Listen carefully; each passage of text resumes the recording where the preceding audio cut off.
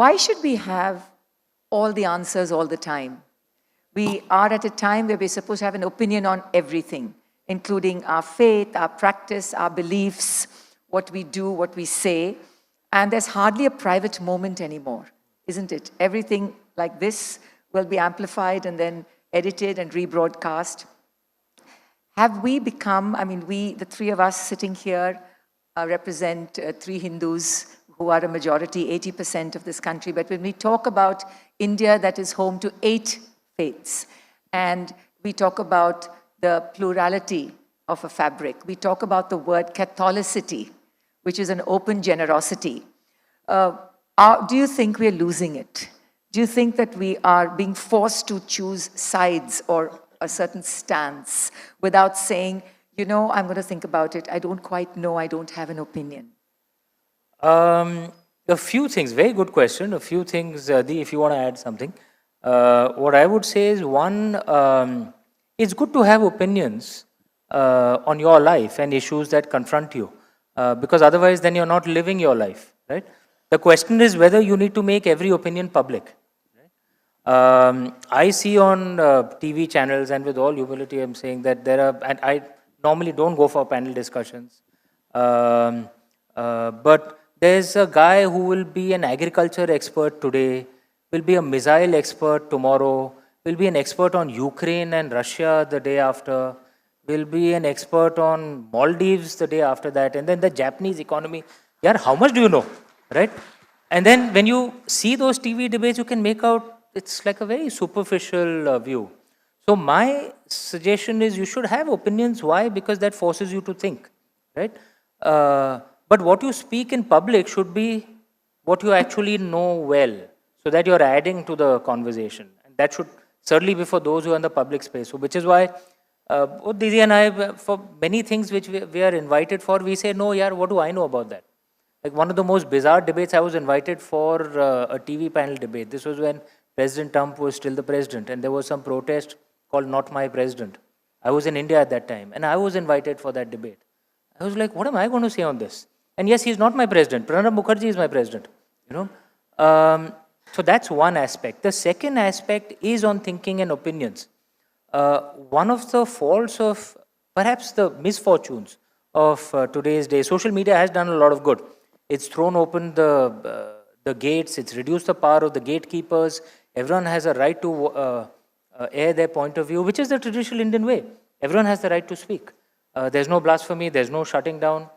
But if we get into an echo chamber where we are only listening to those whose opinions we agree with, or those who reinforce our opinion, trust me, you are the loser if you do that, right?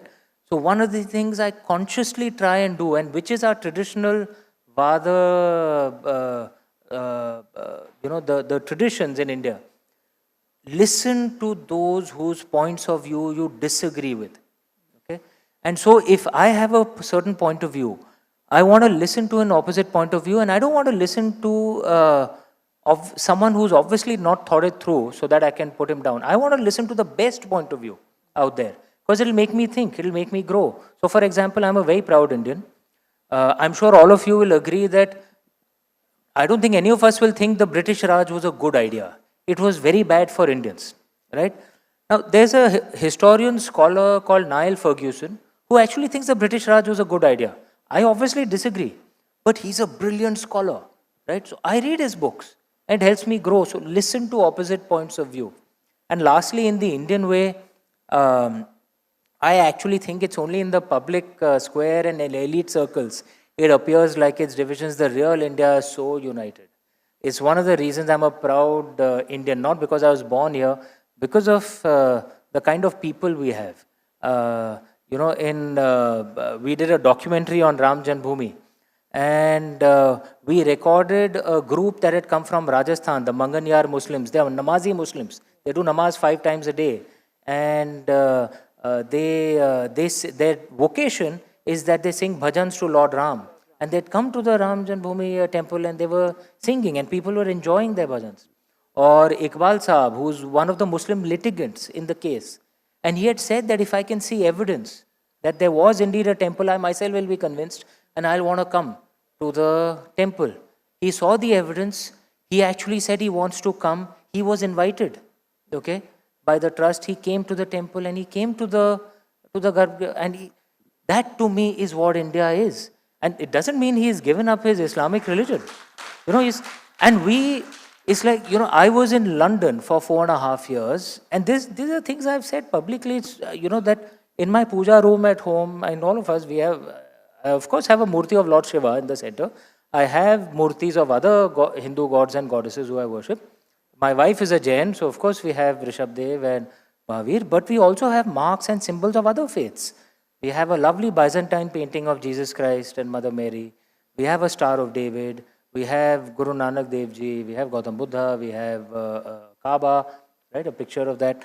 And when I say this in India, no one will be surprised out here because they'll say, what's the big deal? This is normal in India. Even in a quote-unquote liberal city like London, they would say, Arey, but aren't you a Hindu? How can you have all this, right? Which in India is not out of the ordinary.